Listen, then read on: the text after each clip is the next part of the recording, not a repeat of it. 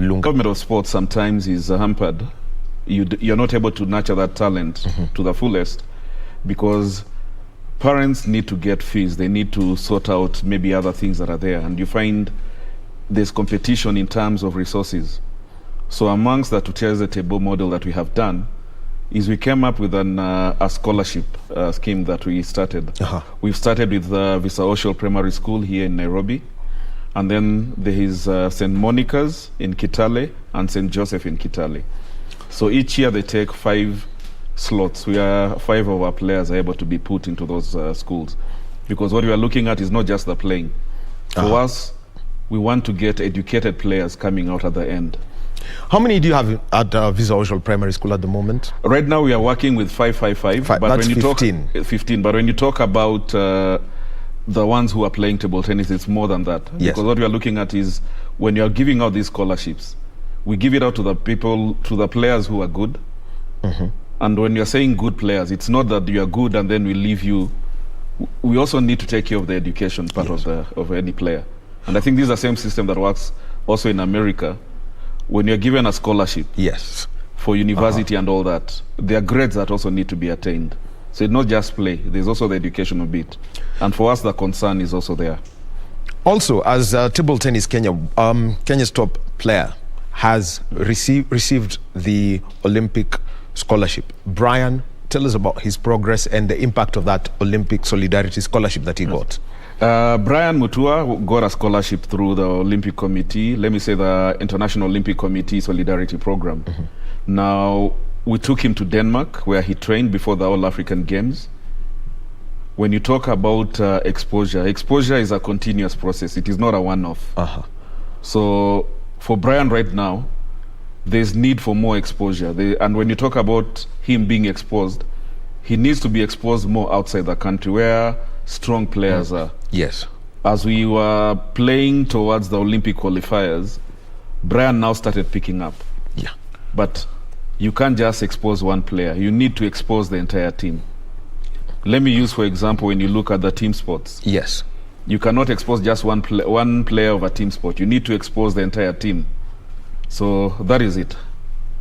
All right. Now, the other thing that would that has been happening is that you've got Kenyans who have now joined before I even get back to competitions, who've joined the Table Tennis Africa bureaus. We've got Samson Ateka in the Media Commission and Kennedy Otieno, also in that technical. Tell us about their appointment, because you are deputy president for Table Tennis Africa. Yes, I'm the deputy president of Africa Table Tennis Federation.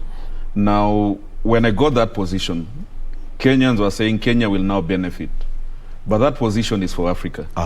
Now, the advantage that we can always take, and which Kenyans need to, is we've managed to get 6 of our officials getting into the continental body subcommittees or commissions. Now, it is within those commissions that, as a country, we are able to grow in different aspects of development of the sport. And these commissions and Kenyans getting into those positions, it is for the country. It is for the benefit of the country. So you could tell us about now the 6 who are in the various commissions. So let's simply start with the coach Kennedy. We've got Kennedy Lottie, who's involved in development commission. We've got Fat Daim, who's in the youth commission.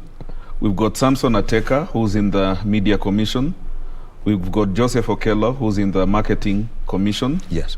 We've got Madu Gudka, who's in the women commission. We've got Dr. Anthony Abuya, who's in the medical commission. And we've got Sam Maina, who's in the protocol commission. Now, looking at it, competition-wise, what are the opportunities that we've got for our table tennis players on the continent? Competition-wise, one is, let me say, the opportunity. First of all, let me thank the government, the Kenyan government. Yes. Because we are now able to be exposed. Kenya now is regular in terms of participation in continental events. And that's thanks to the good work that the CS, Ambassador Amina, has done, and also the PS, Joe Okudo, and the Sports Fund itself. So that one we can't leave it, because without them, our players will not be traveling. All right, yes, we're in conversation with Andrew Mudibo. He is the president of Table Tennis Kenya. And remember, the conversation, you can continue. Our hashtag is Sportscheck KBC. And also remember that we're live on YouTube and Facebook for this conversation.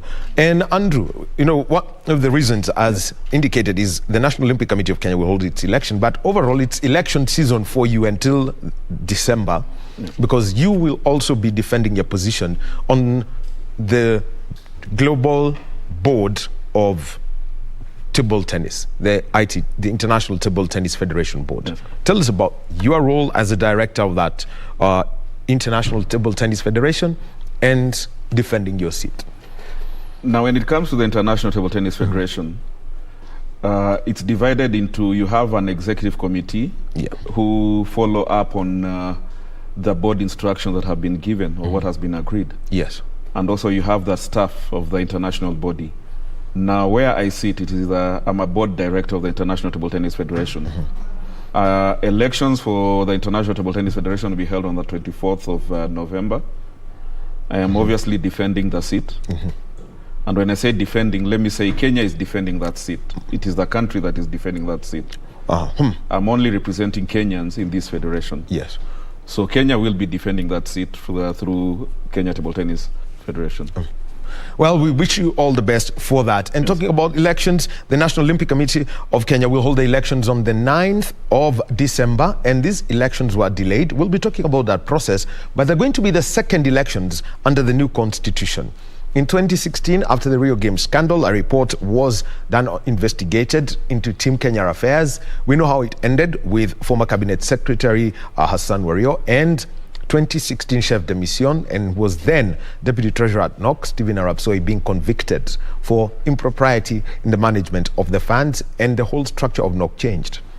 Andrew, you have been representing Table Tennis Kenya at the National Olympic Committee of Kenya.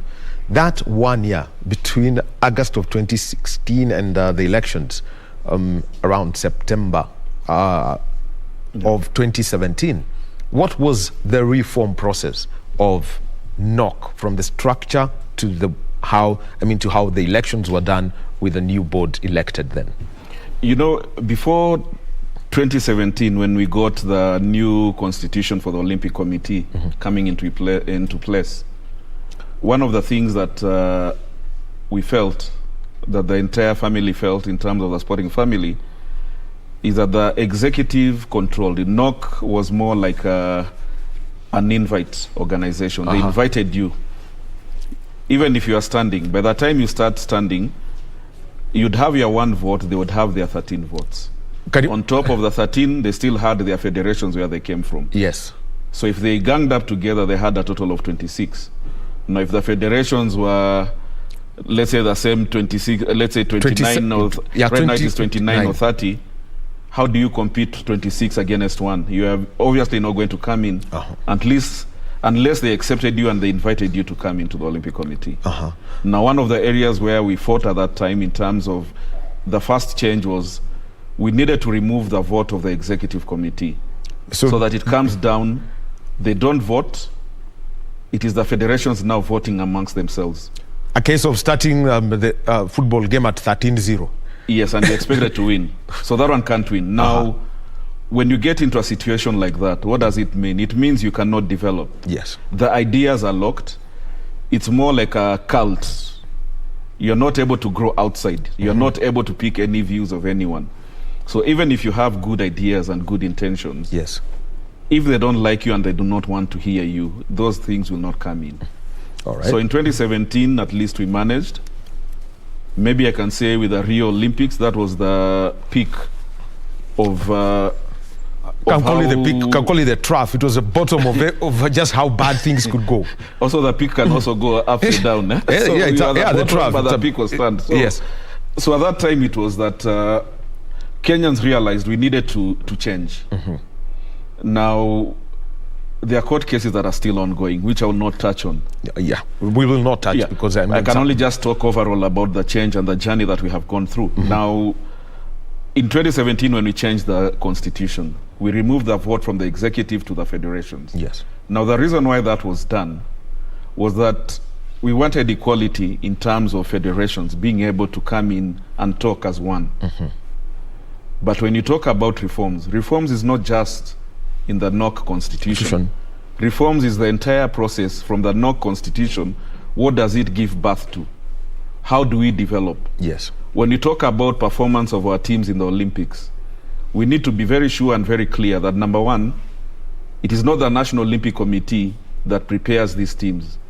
This work is done by respective federations. Correct. NOC only comes in to complement the effort that these federations have done, and then through the International Olympic Solidarity Programs, they will give scholarships, they will give grants. Yes. So, for example, let's look at Brian Mutua in table tennis. He was given a grant from the Olympic Committee. That is IOC. Yes. IOC gets television money that comes in and it is shared amongst the federations. I think right now, if I'm not wrong, it's around 20 million US dollars that will be shared from the Tokyo Olympics. Yes, it's going to be 20 million. And I think, and also a grant, I think, of coming to around $1.2 million for each of the Olympic committees across the world for development. So when you talk about the changes that have happened, I know my good friends, because they are still my colleagues in administration of sports in the Olympic Committee. Yes. They held a meeting the other day at Zagreb with some selected officials or from federations. They came up with two excuses. One is that National Olympic Committee, the current one, they couldn't move far and work how they wanted because they spent 2 years cleaning up the image of National Olympic Committee. You know how to clean up an image is. Yeah, it's very. I mean, there are two ways. Either develop the culture of good manners and make it deep. The other one is run a PR spin. Yes. Now, that one you need budget. You need also a focus. You need to involve everyone in doing that. Yes. The second thing they said, the other 2 years they couldn't move because COVID hit Kenya. No, it is not only Kenya that was hit with COVID. I mean, it is the entire world. It is the entire. Families have been affected. Each one of us we have people who we know who have been affected. Yes. Even me, I got COVID. So did it stop me from doing the work that is supposed to be doing? Actually, we're grateful that you've recovered. I am happy I recovered, and I thank God for that. Yes. Now, development of the Olympic Committee cannot be based on cleaning up of the image and talking about COVID. Development of the Olympic Committee must have a structure that all of us believe in and we are part of it. And that is why when we come to the elections, today as I sit here, I want to give to the entire Kenyans a solution for the entire sports world, how things need to be done.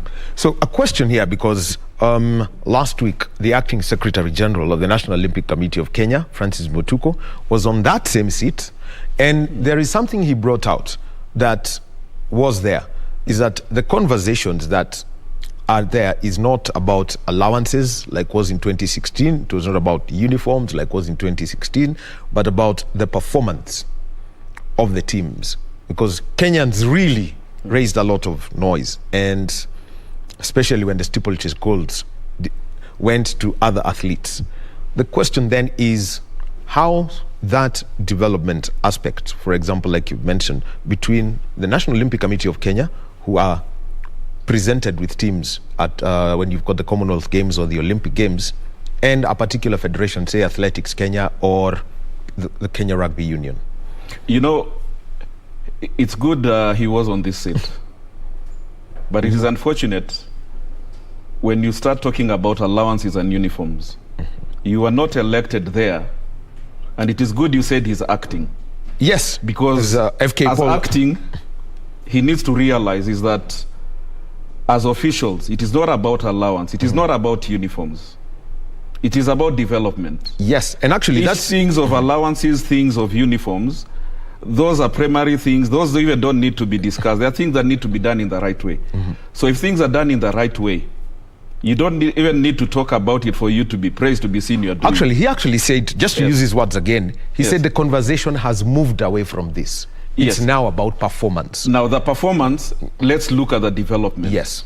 When you talk about development, and it is good that it is also listed in the Olympic Committee constitution that they're supposed to assist federations in terms of coming up with the Olympic spirit, in terms of development. Now, it is not just performance when you talk about development. It can also be in terms of the managerial structures within federations. We'll be coming to that. Andrew, we're speaking with Andrew Mudibo. He's a candidate for the position of Secretary General at the National Olympic Committee of Kenya, and talking about development and his candidature for the Executive Board of the National Olympic Committee of Kenya. We will be taking a short break from this conversation and move to the Department of Defense headquarters in Nairobi, and this is where the Kenya Defense Forces are launching the countrywide recruitment of General Service Officer Cadets, Specialty Service Officer Cadets, and also the constabulary. Let's listen in to the official launch of that exercise. As 6 categories that Kenya Defense Forces will recruit in, and they include General Officer Cadets, that is GSO Cadets, General Officer Cadets Graduates. These are those who are joining under degrees, various degrees. Then the Specialist Cadets. These are those who have specialized degrees as advertised. Then we have General Duty Recruits. Then we have the tradesmen and women, people with different certificates, diplomas in various fields as advertised. And then we have the Defense Forces constabularies. These are those we are recruiting who have retired from the military and would like to join us back, or those who have retired from NYS. The 14th of November 2021, yesterday, marked the last day for the specialist officers and tradesmen to submit their applications on our online portal, indicated in the various recruitment advertisements or in the ministry's website and other KDF social platforms, as well as on various print and electronic mainstream media. That closed yesterday, and we have over 60,000 applicants who have applied in the various categories. Shortlisted candidates from these 2 categories will be notified through the same platforms between 21st and 27th of November 2021. Now today, the 15th of November 2021, marks the first day of the nationwide recruitment exercise and will include the recruitment of GSO cadets, GSO cadet graduates, GD recruits, and the constables.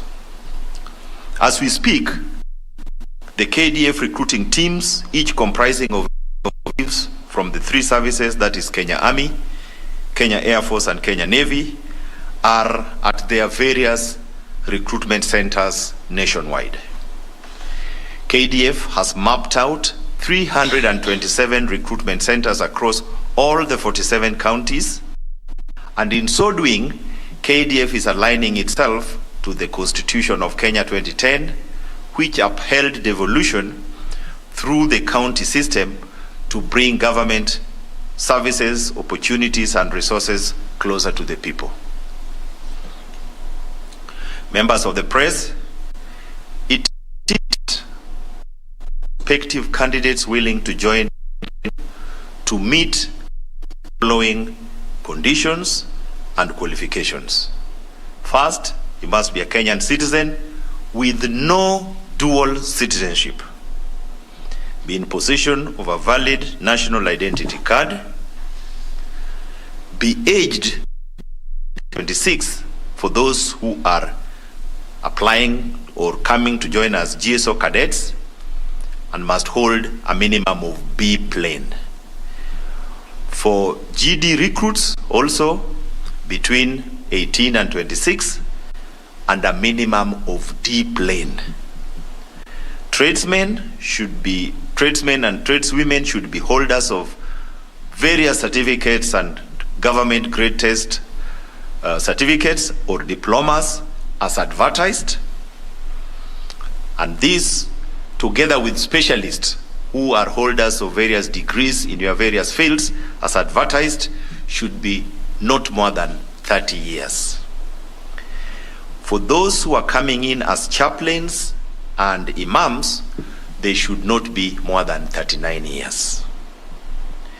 All must be physically and medically fit in accordance with KDF standards. You must not have any criminal record. Now, for the retired KDF service members, retired NYS servicemen and servicewomen who want to join as constabularies, for those coming in from the military should be between 30 and those coming in from NYS to be between 35 and 45 years. Those to be recruited in these two categories must have their discharge certificates with conduct rating not below very good. As with all our previous recruitment exercises, the candidates must be ready to undertake rigorous physical exercises as well as medical tests, and there will be verification of all the academic and professional certificates presented. Ladies and gentlemen, cognizant that recruitment into KDF is a dream and a lifetime opportunity for many young Kenyans, appreciates that many of these Kenyans will show up at the various recruitment centers. Accordingly, as we put safety and security measures in place, it is imperative to operate in compliance with the Ministry of Health's guideline in regards to COVID-19. Potential candidates are therefore expected to come, will be washing their hands frequently at the designated areas as provided by our recruitment teams, and sanitize, among other procedures. Ladies and gentlemen, it is unfortunate that many Kenyans, and I want to stress these points, many Kenyans in the past have fallen prey masquerading as KDF officers, promising to secure them placement in the military. As already, as we are talking, 2 suspects who are masquerading as KDF officers and soliciting for money from youths have been arrested in Homa Bay County. We appreciate the efforts you, members of the press, in alerting of such vices and sensitizing them against such contricts. Please take note that no KDF calling letter will be outside the designated recruitment centers. Kenyans are advised that bribery and acts of corruption are against the law. And give a bribe with the aim of securing a place during this exercise, they will have themselves to blame. The KDF recruitment is free and open to all qualified Kenyans. Ladies and gentlemen, it is however unfortunate that some of our own personnel have been involved in these acts, malpractices and fraud. On the same breath, it is important to note that KDF has zero tolerance on such acts of corruption, and today I can confirm to you that those service personnel who are involved are facing court-martial, and the process is being followed. Due process is being followed. To further curb this vice, KDF continues to collaborate with oversight bodies, especially you, the media fraternity, to ensure that the public is constantly reminded to report conmen and women out to defraud them of their hard. Additionally, the recruitment exercise will be overseen by senior recruiting officer, who is the chief recruiting officer whom I've just introduced here, and monitored by other stakeholders, among who are the Ethics and Anti-Corruption Commission, the National Intelligence, and even the local police, what we are doing. This multi-agency approach aims to ensure this is transparent and guarantees that the objective to conduct open, free and fair recruitment is achieved. The recruitment in these sub-counties will be conducted from today, 15th, and will end on 26th November. The exercise will be conducted in the already advertised centers. Starting from 8 a.m. every day to 6 p.m. on weekdays only. Any other event held outside these timings, you might as well consider it illegal. Now, as I finish, successful candidates from the ground will be notified on the ground and at the recruitment centers of when they will be expected to report, either for their basic military training for the military at the military academy in Nakuru for cadets and recruits training school in Eldoret for the recruits. We urge you in the oversight bodies and the general public to support this exercise to ensure it is successful. For the media, we implore you to report objectively on the conduct of this exercise, including any vice that may emerge. Finally, we also encourage members of the public to report any misdeeds or interference in the process to the recruiting team on the ground or to the nearest police station. They can equally, if you see any act that you consider is a misconduct, call directly to our here at Defense Headquarters on this number, 0726 419 709. I repeat, if you see anything that you think you need to report on this exercise, call 0726 419 709. Thank you very much for your attention. And before I invite any query, this issue that I've stressed on corruption and people giving money, please tell the public we wouldn't want to employ soldiers who have bribed their way into the system. There is no giving money, and we want this to be different. Anybody. So that is Lieutenant General Francis Ogolla. He's the Vice Chief of the Defense Forces, and he was speaking at the Department of Defense headquarters in Nairobi. And this is where the Kenya Defense Forces have started the countrywide recruitment process. And this is for specialist service officer cadets, general service officer cadets, those had from those two classes, and also for those in the chaplaincy and imams. Those had to apply directly with, for example, the chaplains and the imams, getting recommendations from the churches and from the chief Kathi respectively. And then you've got the tradesmen, those have got to qualify. You've got the those who will be going to the recruits training school, that is the general officer recruits. So all those the exercise has started today, and everyone will be notified. And remember, corruption not allowed in that process. Soldiers have been court-martialed, and other individuals involved have been arrested and taken to the civilian courts. That was Lieutenant General Francis Ogolla. The full story will be given to you in our bulletins by Yusuf Farah, who's our reporter at the Department of Defense.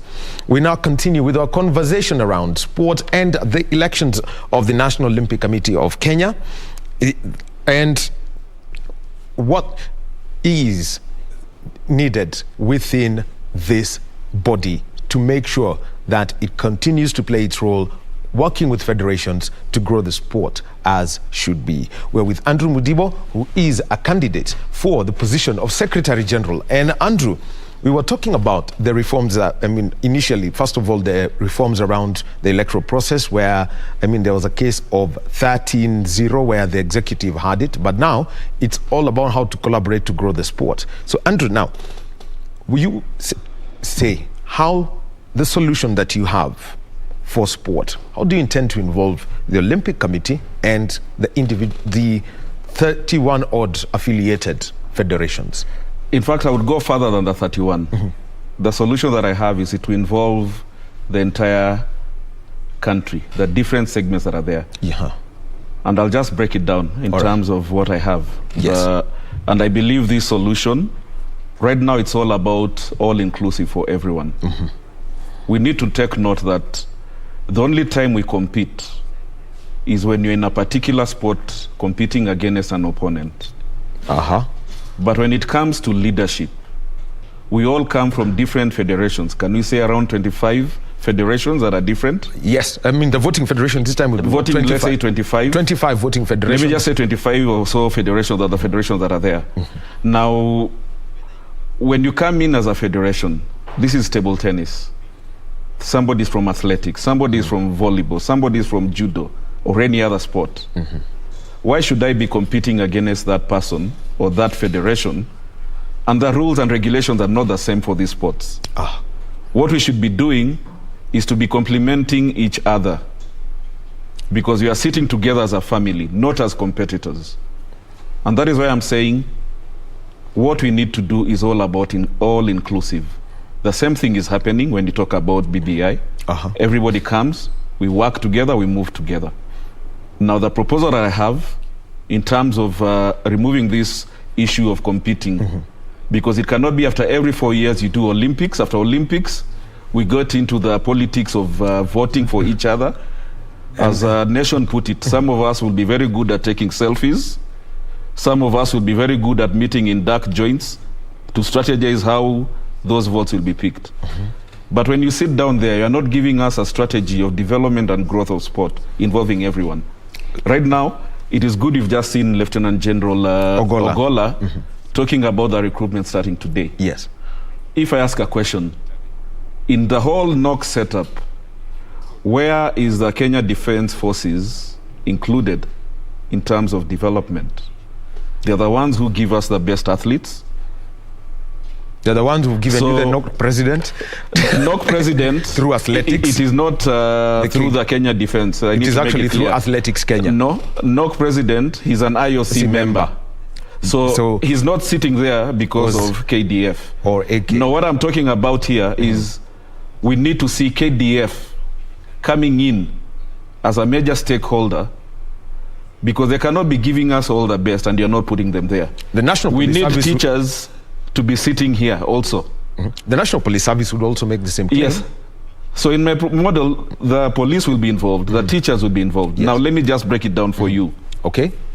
Let me work with a figure of 29, because that is what maybe we expect to be the vote count for these elections. Now my model is that with a 29, the NOC president will be in a subcommittee, or will be overlooking a committee where you have the treasurer, secretary general, the head or a representative of Kenya Paralympic at a certain level, which is a bit higher. Yeah. Below them, or at a grade lower, you have the first deputy president and the second deputy president. Below them, each one of these ones, the first and second deputy president, they will be coordinating 3 committees. So in total, you're looking at 6 committees. Okay. So when you do the maths and everything, it will all lead back to 29. Now in these committees, all these federations will be represented, all the voting delegates of the federations, because these are the representatives of these federations. They will all come. For example, let's say security. Yes. We will have 4 federations in a security committee.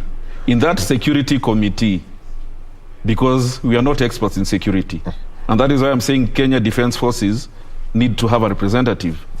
They might come there. The police might come there. We need experts who are experts in that field. When you come maybe to the marketing and let's say relations and all that. Marketing, communications. Let's say relations, international relations, local relations. We need Kenya Tourism Board to come in terms of brand Kenya and all that. So we don't need to start. All those people need to come in and complement what we are doing, what these people are doing. When you go further than that, it goes now down to the community. Now, when I talk about that, when you started playing, when you were small, or even myself, yes, it started right down at the community. You'd come with your football, whether it is a proper football, ile Adidas with the strings, or a paper ball. No, tango was very expensive. Yeah, that tango was expensive. School. Now, at that time, were you competing with the person who was holding the ball? No. Or you only competed in playing? You played together, you complemented each other. It's only and that sport was growing, and from there, the talent was picked up. So with this model, we are bringing back leadership and running of the Olympic Committee to the entire nation of Kenya. It is not just a few individuals. And I'll tell you why before you come in. Yep, all right.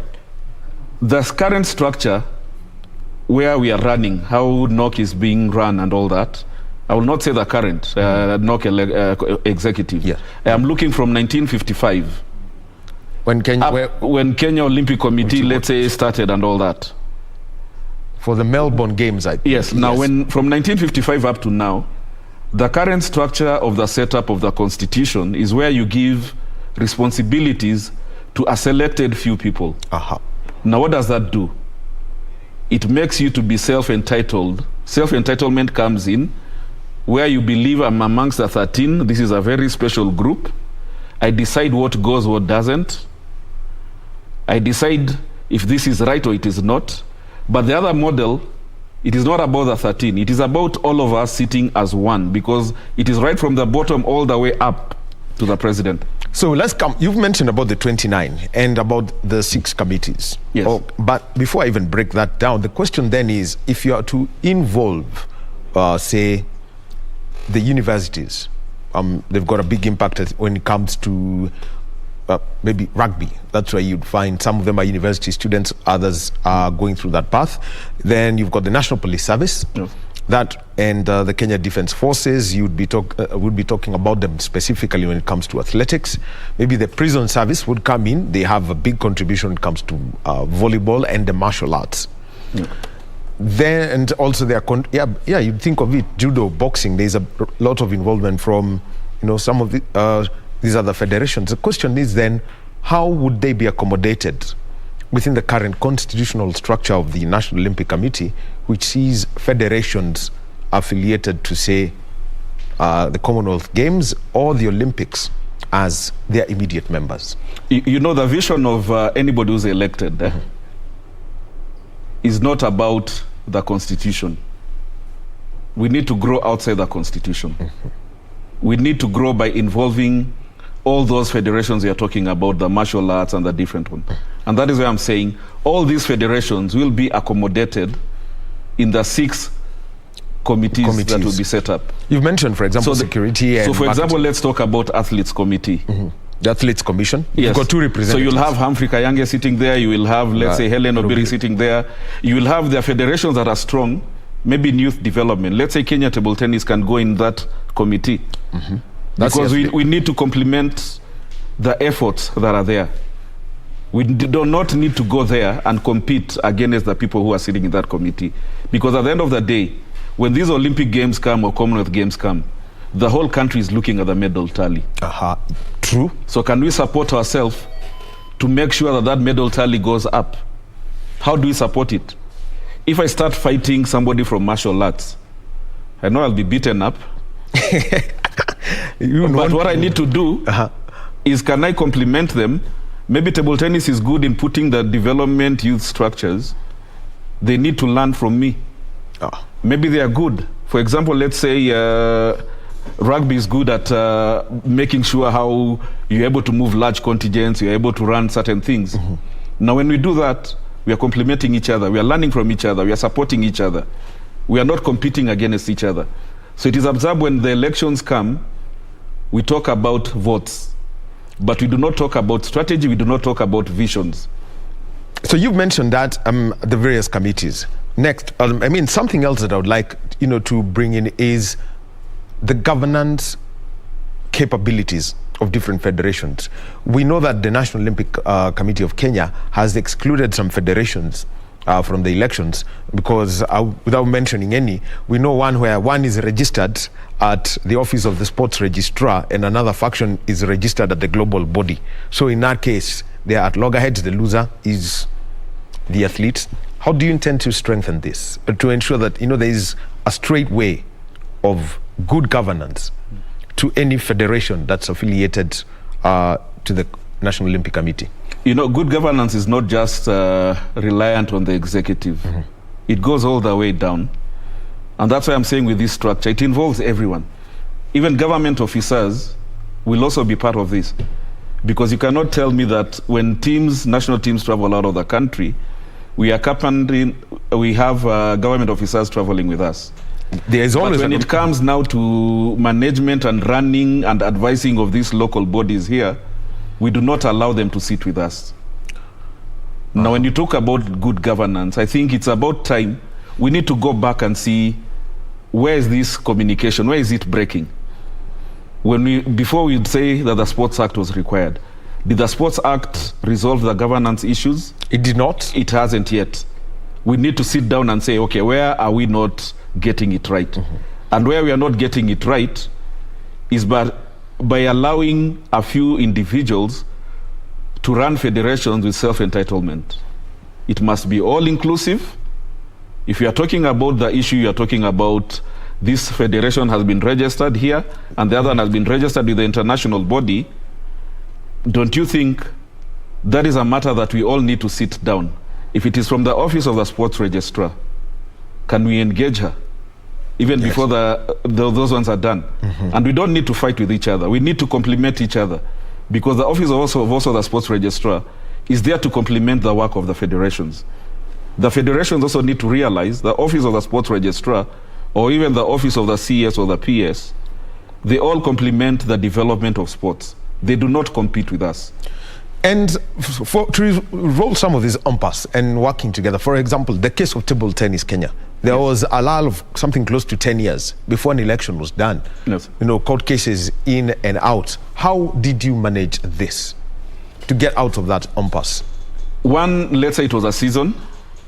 Everything has got a season.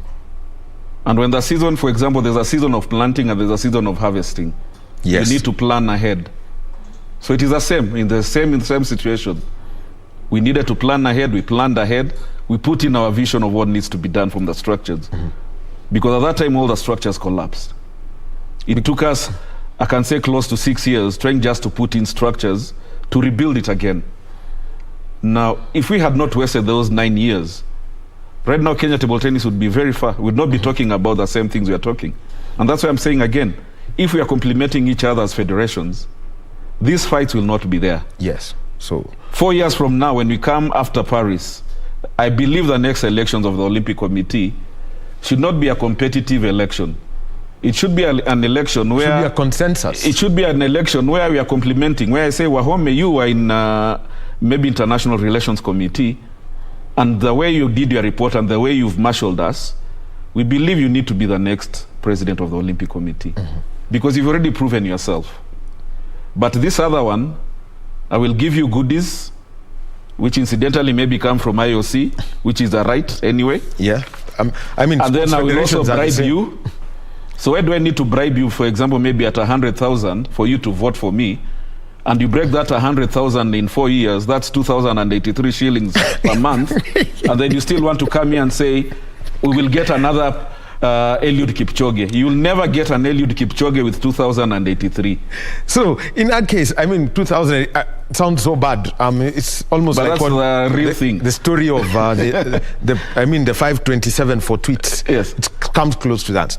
Looking at the incumbent, Francis K. Paul, he had to step aside because of the Rio Games scandal, and also we've got the acting Secretary General, Francis Mutuku.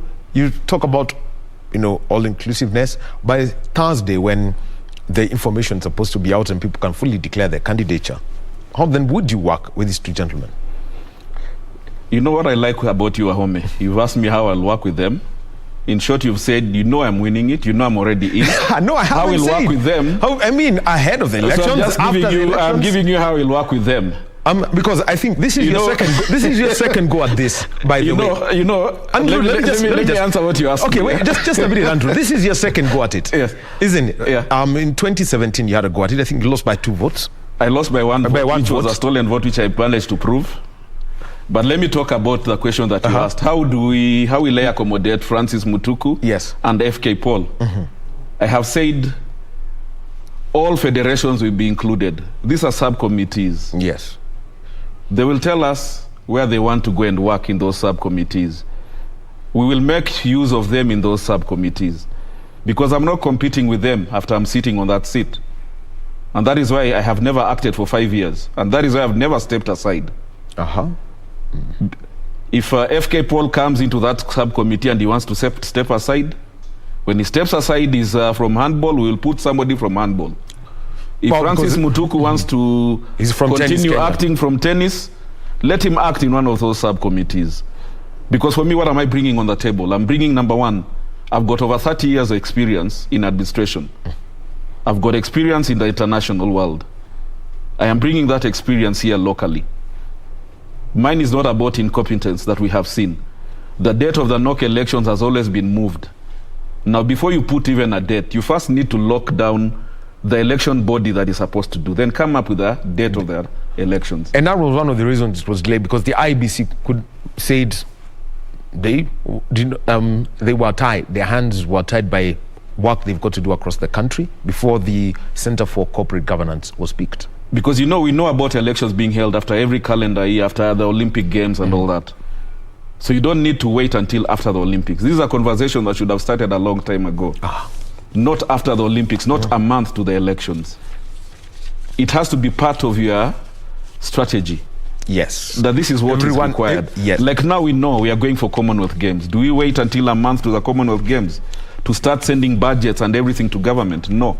Already we know we've got 3 teams that are qualified, so at least I know part of the budget. So what are the arrangements that are there even for those 3 teams? That is what the conversation should be. You engage with them. These 3 teams, everybody needs to talk with them. If we look at, let's say, athletics is always good. They win medals all the time. Can't we learn from them how they do it? That's the learning process that Andrew Mudibo is talking about. Your closing word, Andrew, about, and this is, I want you to close briefly about the need for serious governance in sport, given that over the weekend, FKF cinema was happening, and we've seen Nick Mwendwa being taken to court this morning. Your closing words on good governance in sport. When you talk about good governance, let me say we need to walk the talk. Good governance is not just a one-off sentence. It starts from the community level. You need to be checked. We need to counter-check ourselves. We need to reflect on the results that we are putting on the table. If you are open and how you do things is transparent, the question of good governance will be addressed. But it is not good for me to sit here and I say good governance, good governance. Good governance covers a lot of areas. Good governance is also touches on practice. Yes. But we should not pretend about good governance. There are some situations where it is not good governance, it is theft. There are some situations where it is not about good governance, it is you are not competent enough to be in that position. You are not in the right position. So we need to separate, and we need to find a way, how do we work together? And for me, that's why I'm saying the model that I'm giving, Kenyan sport, that is the only way you can go about it. And my parting shot and the final word is for the federations that are watching this, and the ones that will be watching this on YouTube. I am your Secretary General. Just confirm that vote. So there you've had it. Andrew Mudibo, he is a candidate for the Secretary General position at the National Olympic Committee of Kenya. Besides that, he's Deputy President of the Africa Table Tennis Federation, sits on the global body, and is President of Kenya Table Tennis Federation. Thank you very much, Andrew. Thank you, Wahome. We'll be taking a short break, and when we get back, what about basketball at the streets? 3x3 basketball, it's not a usual one. There's a tournament going on. The finals will be played on the 20th of November. The winning men's team and the winning women's team will go play at the Red Bull Half Court Championship, played on half a court. So we've got the coordinator of the tournament, Zadok Adika. He's coming on set, and also a referee, Dana Mayaka. She is globally accredited. What's her experiences at the global level of 3x3, and what are the rules and how they are applied besides the 5-a-side format of the game? Coming in just about 5 minutes.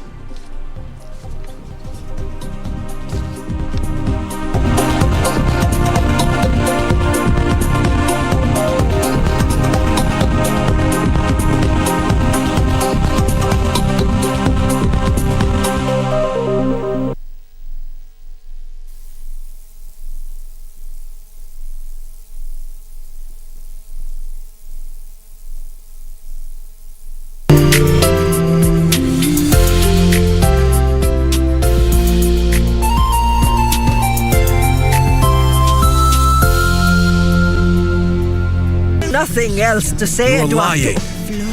Both of you. The worst was that your father had me against my wish. I don't care if everything points at him right now. I know he's innocent. He is innocent, and I have to tell him that. You didn't have a mother because there were so many complications on your birth.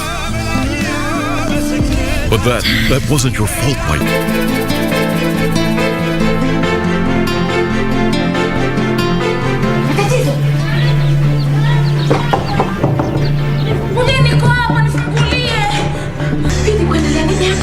Gari akiendi, twazunguka tu tukizunguka.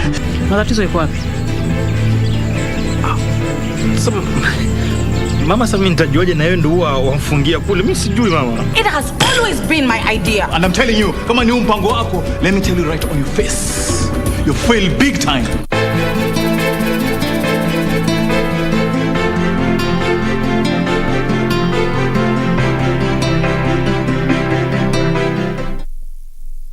The crowd. Don't let nobody ever put you down. Everything they do, we do it better. You need a bald man to love you better. This follows the success of the project's lead single, Bald Men Anthem, that has surpassed 1 million streams across all digital platforms since its release 3 weeks ago. You need a bald man to love you better, baby. I think as an artist and as a creative, we fight demons every single day. And not just our own demons, we fight also everybody else's wars with our music and our words. Otile Brown has come out to accuse members of WCB, that is Zuchu, and more so for stealing melodies from his song. Calligraph Jones, the OG himself, is set to release his album, that is The Invisible Currency. Now this will be a 17-track album where he features different artists from across Africa. He single-handedly carried the crowd through his craft, which he has obviously well mastered over time.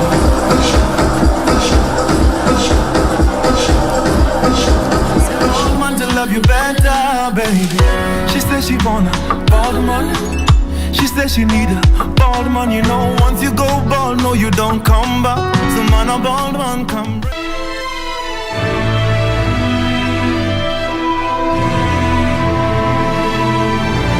You saw how close they were. What way should I take it? When His Majesty gets bored with her, I'll figure out a way to deal with her. Yes, yeah? See who's here? Grandmother! Yachen, how dare you kidnap the prince and threaten the Grand Emperor? You've got a lot of nerve. You dare talk back! I'm the Emperor! My word is the law. Why should I do what you say?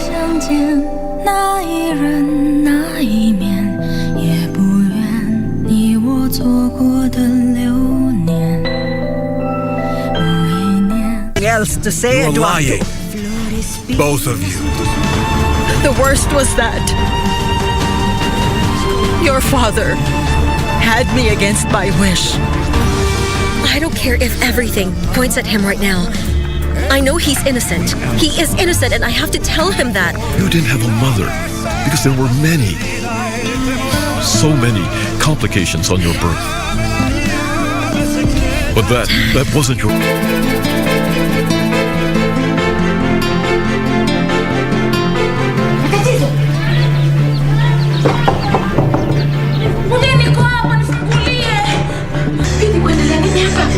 Gari akiendi, twazunguka tu tukizunguka. Matatizo iko wapi? Mama, sasa mimi nitajuaje na wewe ndio wamfungia kule? Mimi sijui mama. It has always been my idea. And I'm telling you, kama ni mpango wako, let me tell you right on your face. You fail big time.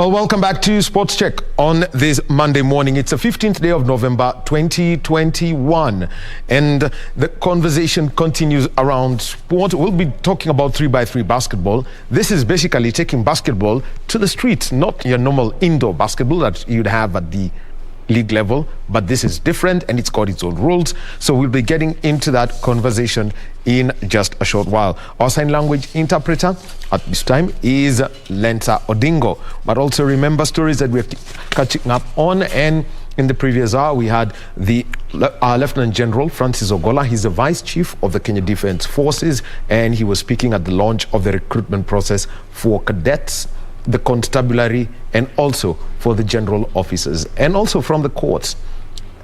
Nick Mwendwa has been taken to court, and this is after he was arrested on Friday following an investigation report into the affairs of FKF. The executive committee disbanded, a caretaker committee put in place, and then the DCI doing their investigations and recommending charges against him. Will be keeping tabs on that story. Part of the news that we are following throughout the day.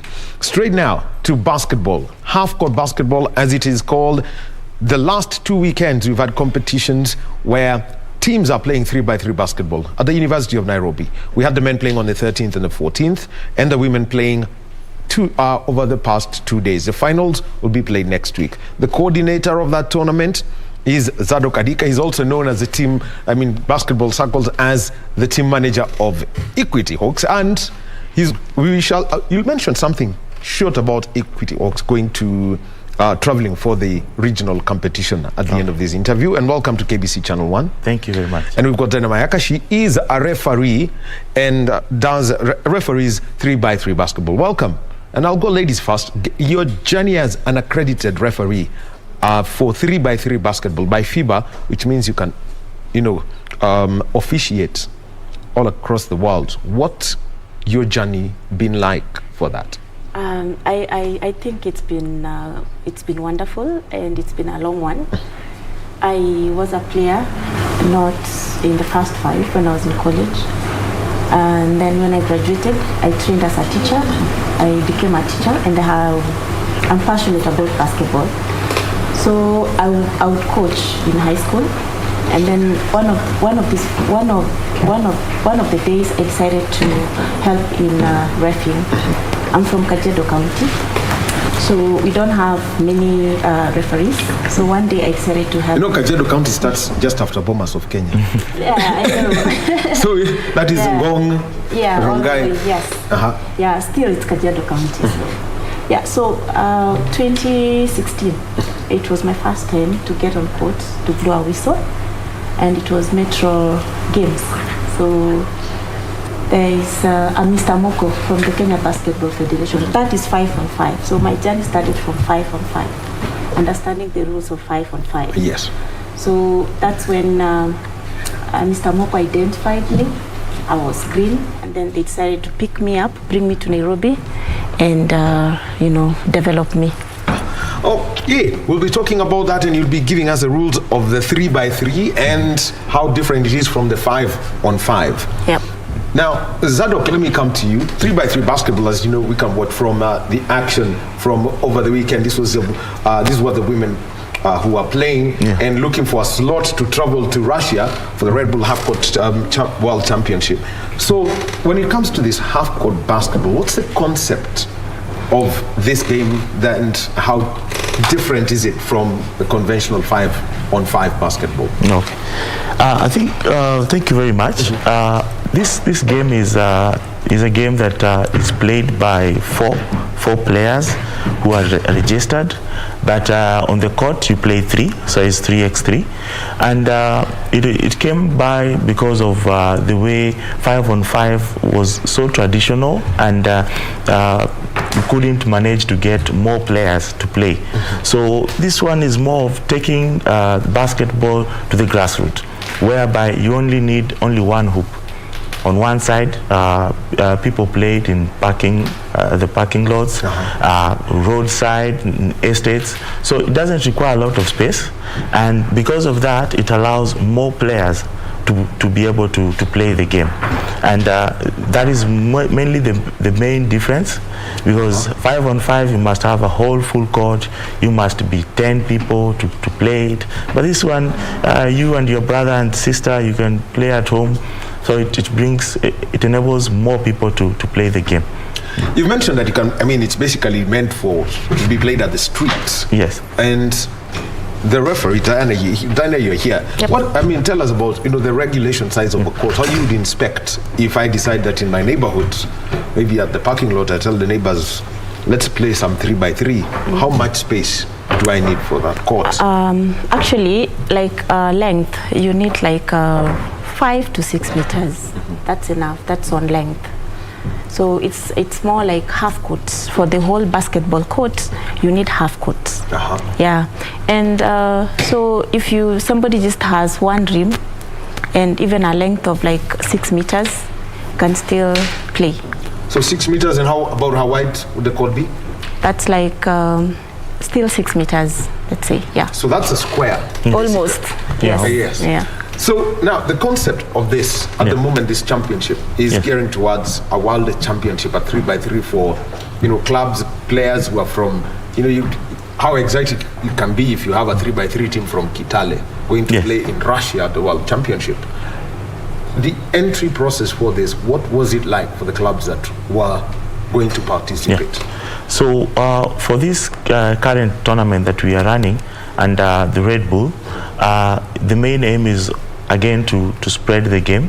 So Red Bull has allowed, because of COVID, we had planned to go across the country.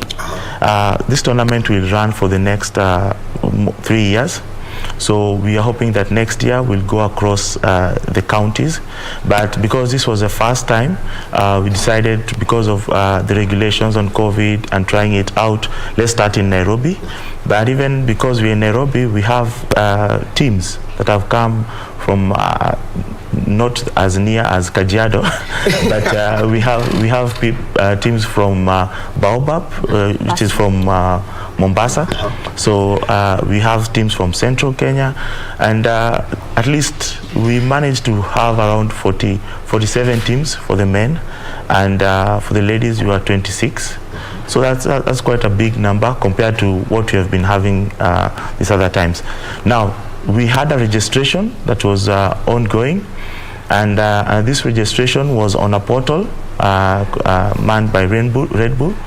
And through this registration, we were able to get teams to confirm. And on the 13th, we started the games. So we managed to pull them, but we had the men play for 2 weekends. Then the ladies played just this weekend.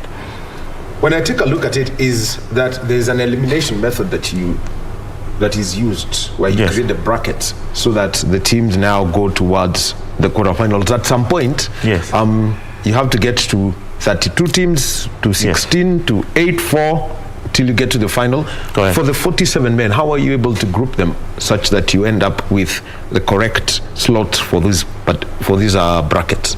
Okay, so we arranged them in groups of 4, and we had 2 sides, and we managed to. There are some rules again that helps in ranking the teams. Yes. So in 3x3 Red Bull half court, they have points. So before we put the teams, we had a ballot, and teams were bidding and taking the ballot. So they were grouped. After the grouping, we played our group stages. Yes. Once we finished the group stages, teams were given the points. 1 win is 5 points, and if you have scored more, you get court bonus. Yes. Now this court bonus is good because if you have more points in a group, you get 6 points. Now the reason that one is done is to allow a team, when these games end in 21 or in 12 minutes. So if you are seeing that you're almost losing the game, you encourage yourself to get more points. And if you lose by a small margin, meaning that you've scored more, you might end up in a group having more points in terms of scores. And that's so you use the points for or basically the points difference at the end of it all? It's the points for. Yes. Points for. Points for. Yeah, and that one allows you can be number 3 in points, but when you get that court bonus, you get your 6, you're number 2. So we use that to encourage teams to play. Now with the poolings, last weekend, which we had our knockout stages, and now we have 6 teams from the men's side which had qualified, and on the ladies we have 6. So come over the weekend, we're going to divide them in 2 pools where we have 3-3, and then when we have these 3, we'll pick the 2 for the semi-finals, and then 1 for the final. Now, let me come to you, Dan. When it comes to applying these rules, when we were growing up, we were playing basketball. There was something known as, first of all, the points. It's 21. Yeah. And in basketball, you either score 1, 2, or 3 points. Yep. How then does this scoring system work when you're on the court? How do you get it going? Actually, it's a little different from 5-on-5. 5-on-5, we have 3 points. Yes. We have 2 points. And we have 1 point. From the free throw? From the free throw in case of a foul.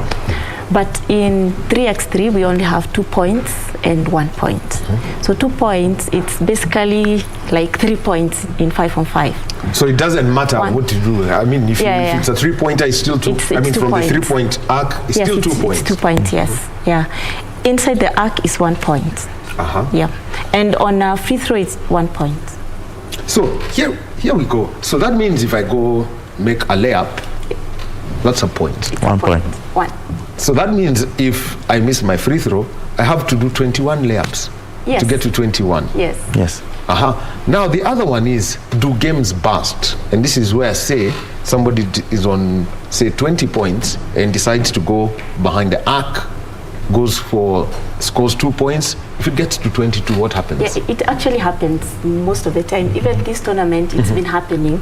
But you see now, the end game is 21. So that is the maximum number of points. That is what it's called. Actually, if you played basketball, you remember there's this basketball they used to call game 21. Yes. That is what it means. Like the maximum score is 21. So we take 21. So if it becomes 22, it comes down to 21. It's 21. And also now, something else, when it comes to regulations about fair play, travels, or what we used to call walk, then what else can we be looking at about the shot clock in place? Yes. How do these work? Let's start with number 1. The rules. The rules of 3x3 as compared to 5x5. First of all, it's a 12-minute game. Yes, it's 10 minutes. 10 minutes. Yes. You either get to 21 and win the game, or whoever scores most within the 12. Within the 10 minutes. Within the 10 minutes. Yes. So that's the first part. Yes. The second one, the shot clock. How long does a team have to score? The shot clock, it's 12 seconds. 12 seconds. Like you only have 12 seconds to attack the basket. 5-on-5 is 24. So you see it's half because it's half court. Yeah, 12 seconds. Then you talked about the travel and such kind of violations. They are more or less the same like 5-on-5. So a travel is a travel, just like 5-on-5. Out of bounds, it's out of bounds, just like 5-on-5. And most rules, like on fouls, they're still the same rules, like 5-on-5. But on this game, it's just that, you see we have music playing, right? Yes. So you don't call most of the fouls, you just let the music play. That's why we have the music play. Allow the players to play, so you don't just call any other slight touch or like that. So you let the players play. But how does that, is that okay from the sport? And how different then is that street feel, with the blaring sound and, whistles coming from, you might hear a whistle from this court, but you're playing on these other courts. Yes. How then do the players adapt to this kind of? I think I was also a player, and I really enjoyed 3x3 because that music brings in the rhythm and how you play. So it helps the players to get into the rhythm of the game and even to play better. Because the whistles from the different courts, I think concentration of a player is key. So we normally don't have so much of that, but because of the music, even in 3x3 we don't have a coach. So that means that you have to coach yourself in that court. So it helps the players to at least think, be critical thinkers, get solutions. And Dana was talking about the fouls. Yeah, in 3x3 you don't foul out like in 5-on-5, but then you are penalized when you foul. So when you reach 7 fouls, then it's 2 free throws. Now remember that 1 point. Now if you are able to shoot 2, it's no longer one. It now becomes 2. But then if you reach 9 fouls as a team, then you have 2 shots and possession. So you can imagine you might be trailing, but you score your 2 free throws, you get a possession, you score a 3, those are 4 points. So you can really catch up. I wanted to add something on the whistles. You see, basically the game is not supposed to be played like that. We are supposed to have just one court and players, but you see now we have many courts because facilities, that is what we have, that is what we are working with. But if we get more facilities, the other side and the other side, then we can't have the effect of many whistles around. But I think like you explained, concentration helps them not to be distracted by the other whistle. Now the other thing is, when it comes to the global level, yes, how then do you respond? For example, if you're to try and ref a game of street basketballers, let me try to think of a country that's basketball mad in Africa. Yes, Angola, yes, or Senegal. How do you find players from these countries as compared to ours? Given, we saw it at the Afro-Basket Championships. You can't hide some things. Levels are different. Yes. How then do you interact with them? Yeah, I have refed high level in Africa. I've gone for the Africa Cup, which is the Africa Cup, which is the World Cup qualifier. And I can tell you, this game has grown in countries like Mali, in countries like Nigeria, Madagascar, and Egypt. It is very competitive. And in our country, we are still, most of our players have not understood the rules of 3x3. A few of them have. And that is the reason why we want to have as many tournaments as possible. And our chair, who is the chair of Kenya Basketball Federation in charge of 3x3, he's been working on it. He has worked on it. And in the last 2 years, we have seen great improvement in 3x3 because of the small tournaments that we hold here and there. And so our players, I can say, they're improving. And because of the many tournaments, our team, our country has managed to be number 2 in the world. And now we are going to Commonwealth Games. So we are improving. We are not yet there, but we are improving, and we are trying as much as we can to reach as many players as possible. Well, Dana Mayaka mentions about the national teams. Well, 3 teams, and I've mentioned it, is that 3 teams have qualified for the Commonwealth Games. Kenya Sevens men, that's Shujaa, and then you also have got the women's and men's 3x3 basketball teams. They've qualified for next year's Commonwealth Games. They're guaranteed 4. So already we know that the 8 players, the names of the 8 people who are going to the Commonwealth Games, the first confirmed 8 are from basketball. And Ronnie, now this is a game that is, how would we say, designed for the street. How are you reaching out to places where basketball courts may not be there, and what because in some parts of this country, if you're looking for a basketball court, you've got to go to a high school. Yes. In some of the estates, they do have the basketball courts. Other people may have set up one and opened it up to all. How are you trying to get through to the infrastructure of this? Yeah, I think from a country's point of view, most courts are in secondary schools, not even primary schools. So we're encouraging more of the branches. We have Kenya basketball branches across the country that they may improve these games. If there's an area they can build facilities, that is welcome. We asking for sponsors to come on board to assist us, because what we have is in those institutions and universities. Universities also another area where we get most of our courts. And most areas where it is played, Nairobi, Kisumu, Mombasa, Eldoret, Nakuru, those are the main ones. But still, we have, when we have ball games for high school, that is one that builds more of this game across the country. But nowadays, I've seen malls also building small courts. We've seen even estates coming up and building a recreation center where they have a basketball court. So we encourage those ones very much, because those are the ones that are going to help the street basketball to improve. I come from a village in Kajiado, a village, not a town. And so when you're talking about infrastructure is a challenge in Kenya. And were it not for that challenge, we would be very far in terms of basketball growth. You can't believe it. We go to borrow a rim. There's a neighbor of ours who has a rim, so we go to play there. So if we can actually we get proper financing and get this, even if it's just half court everywhere, and also not only in towns, just we spread our wings to the villages in the 47 counties of Kenya. This basketball can grow, because 3x3 is for everybody. Every player in every part of this world can play 3x3. You've been trained as a teacher, and there's something you can help people understand. Yes. Is we know that schools are restricted areas. Like now, where there's learning, or in as much as you're headed to the midterm break, how then do you engage the community, probably as a school, so that yes, we can go play basketball at this school, but we know there are limits. It gets to time, a particular time, you've got to be out.